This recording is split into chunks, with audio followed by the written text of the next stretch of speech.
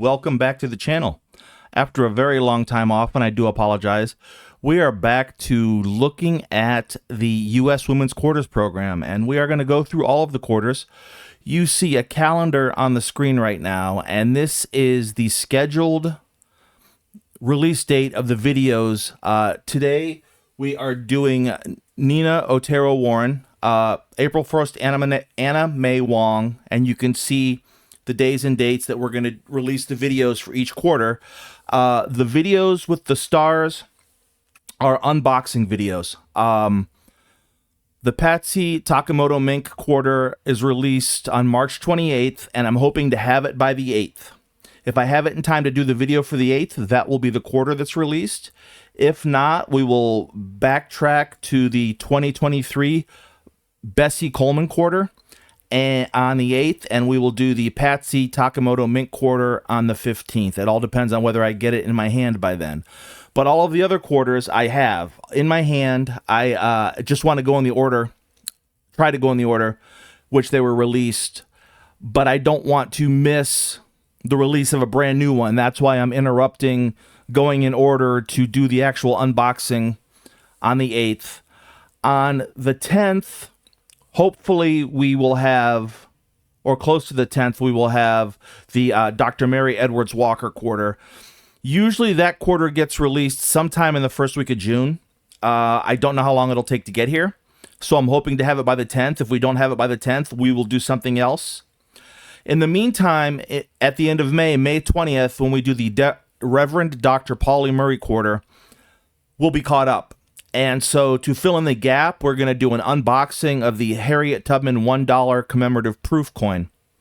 Anyhow, I am back. I am going to stay on track. We are going to look at all kinds of silver products, mint, U.S. mint products, and we're just going to go from there. The channel's new focus is going to be mainly, maybe even strictly, silver and coins and U.S. mint products, but we'll see how it goes from there. Anyhow, let's get into the Nina Otero-Warren quarter.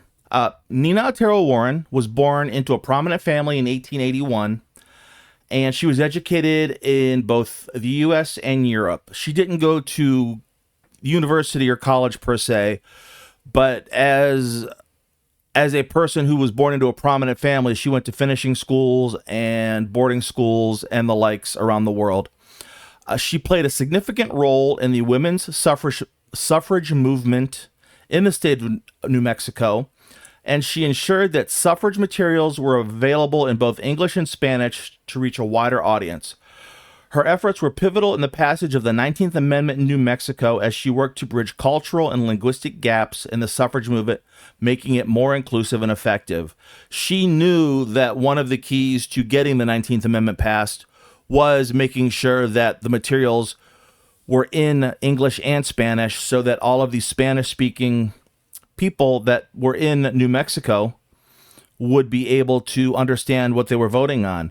And just to be clear how it works, the 19th Amendment was the amendment that gave women the right to vote. The name of the movement for the women that were fighting for the right to vote was the women's suffrage movement. The 19th Amendment is what they were fighting to have passed. If you don't know, just a brief overview. To get an amendment passed, the easiest way, the normal, natural way. There's another way, but I'm not going to get into a civics class right here. So there needs to be a proposal in Congress, and then after the proposal, 2/3 of the majority of both the House of Representatives and the Senate must vote to approve that proposal, and then it goes to the states. And then the states vote on it, and 3/4 of the states need to pass it to ratify it. So 38 out of 50 states need to pass currently. Back then, when this vote went on in 1920, of course, we didn't have 50 states. But now, currently, we have 50 states. So 38 out of the 50 states would need to pass to approve the amendment for it to be ratified and go into the Constitution as an amendment. So what they were fighting for in New Mexico was the New Mexico vote to get the amendments proposed by Congress passed. So she was pivotal. She was one of the leaders in New Mexico as far as women's suffrage goes. She was also the first Hispanic woman to run for U.S. Congress in 1922. Although she was not elected, her political efforts significantly influenced Hispanic women's visibility and participation in American politics.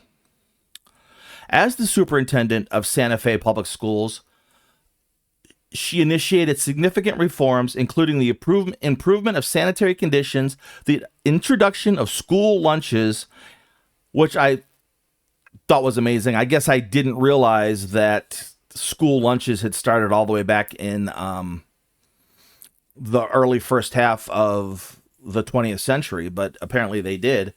And the emphasis on bilingual education to preserve Hispanic culture and language. And she lived from 1881 and she died in 1965. So those are the major accomplishments in her life, and that's what makes her significant enough to have a spot on the reverse side of one of the quarters in the U.S. Women's Quarter program. Now, before we look at her quarter, let's just quickly review what we know so far about the new obverse side of the quarter, where George Washington's head is facing towards the right instead of towards the left, if we've come to know it. And this design was submitted in 1932 by Laura Garden Fraser, and it was submitted because they were introducing a Washington quarter, but they did it because it was his 200th birthday. And so that's why they decided to come out with the Washington quarter. Ultimately, they chose in 1932 to use the design submitted by John Flanagan, which was the left-facing Washington quarter that we are used to seeing all the way up until 2022, when they came out with this right-facing quarter.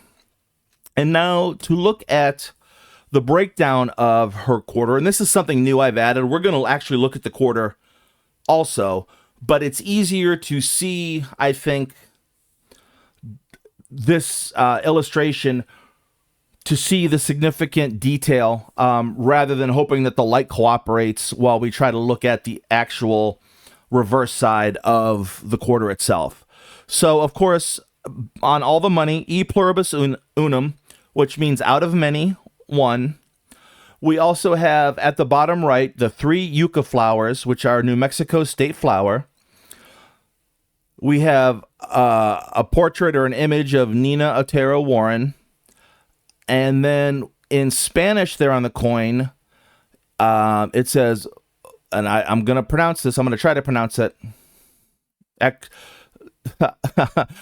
Voto para la mujer. So I don't speak Spanish. I tried. I hope I did not butcher that too badly. But it is the Spanish counterpart for the suffragist slogan, Votes for Women.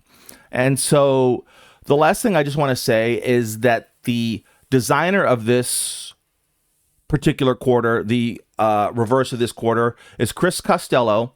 And then the sculptor, the person whose job it is to sculpt out the dye, or the press that they make the dyes from, is Craig Campbell. And now we're going to jump to the camera, and we're going to take a look and see real quick what the quarter actually looks like. Okay, here we are, looking at the quarter itself. And even though we just saw the illustration, this is what the actual reverse back side of the quarter looks like. And then on the obverse,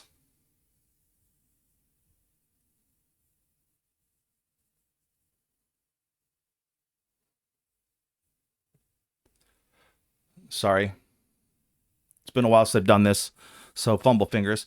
On the obverse, there we see 2022P, In God We Trust. And this is our look at the Nina Otero-Warren quarter. We're back on the screen right now. Once again, this is the calendar for upcoming releases as we look at the quarters that have come and are coming in the future. This will go all the way until 2025, 5 coins a year. So Dr. Polly Murray is the first one from this year. Patsy Takamoto Mink will be the second one. Dr. Mary Edwards Walker will be the third one. And then the fourth one will come at some point later this summer, and the fifth one will come in the fall. Anyhow, I'd like to thank everyone for joining us. I hope that you all have a great week.